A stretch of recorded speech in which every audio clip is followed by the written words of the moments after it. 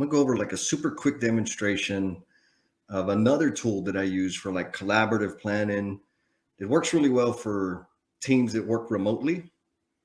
When I say remotely, I mean like in different states. It was a tool I discovered when I was supporting multiple teams across the central United States, and we could visualize things and we can update things.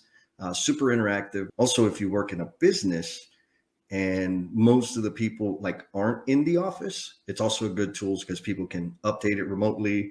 There is like a phone app for it that's kind of cool, but I prefer to use it on my laptop because of the super cool functionality. And so the tool is called Mural, and it's basically a virtual whiteboard. It's not the only one out there in the market. It's just my favorite one. And so we're going to go ahead and jump into Mural.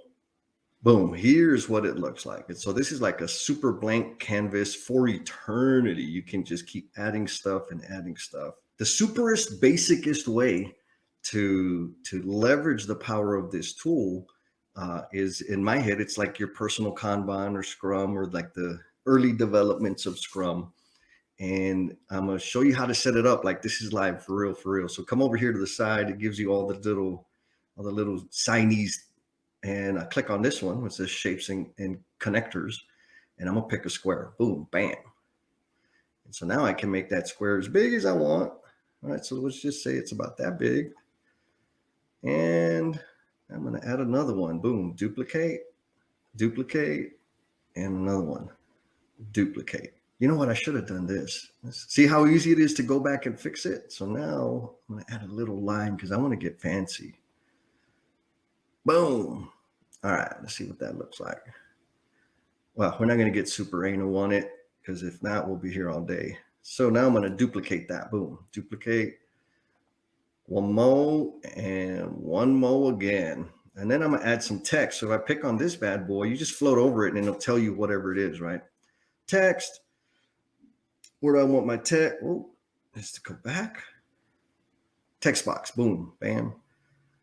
Here, I'm going to say come on, Jess. To do. I can make the letters bigger. I can adjust the font. I can make it italicized, if that's the way you even say it. Boom, bam, to do. And then guess what I'm going to do with that? I'm going to duplicate. Boom. And this one's going to be doing. And I'm going to duplicate that. And I am going to call that one done. And then that extra fourth box, that'll be the secret reveal at the end, which is like a super cool cheat code. It really helped eliminate a whole bunch of problems for me out there. Now, an important thing is when you're going to have a bunch of people playing in here, it's very easy to like move things and get them out of whack, which we don't want that, right? Because it's going to waste people's time. So what you can do is you can hover over all of it, right click, and then you can lock it. So I can lock it so any member can unlock it, or I can also set it so that I'm the only one, because this is my account, that can unlock it. But I'm gonna be nice and let all the members. So now they can't accidentally move something. And so here's the magic. I double click in here, bam, there's a sticky note, right? And I'm gonna double click again, create another sticky note, and I'm gonna change the color. And I'm gonna double click again, here's another sticky note, and I'm gonna change the color. Boom. And so these could be, if you're working with the team, this could be Catherine, this is Ricardo, and this is Larry.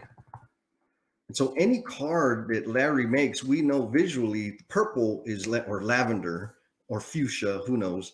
That's Larry. Anything that's green is Ricardo's task, and anything that's yellow is Catherine's task.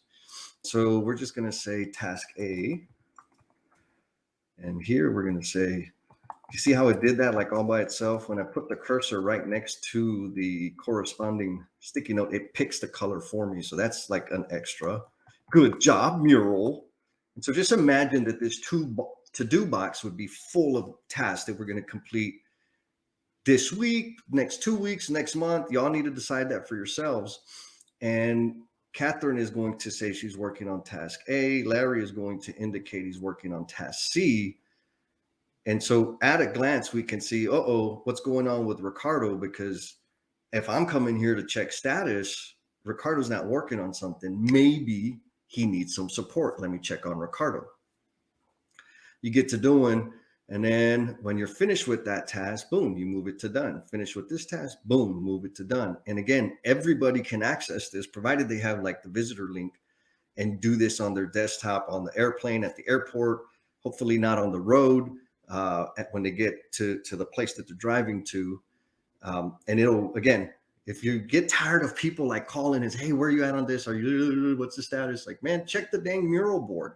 And you can also gauge who needs help, who maybe doesn't have enough workload, who has too much, and how can you rebalance that workload.